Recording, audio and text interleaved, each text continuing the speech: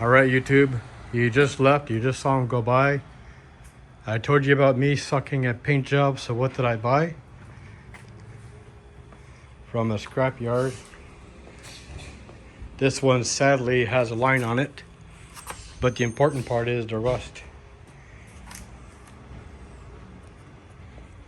That's doable, but as you see, that's just minor. And here's the hood.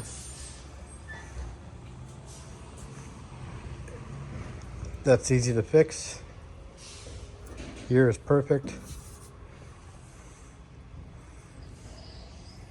So we'll figure out how to do this. Never done a door before.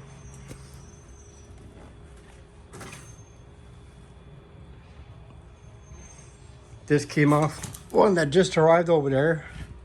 That was still good condition body-wise, but it was the engine that was fucked. It was an accident. Braces for the hood.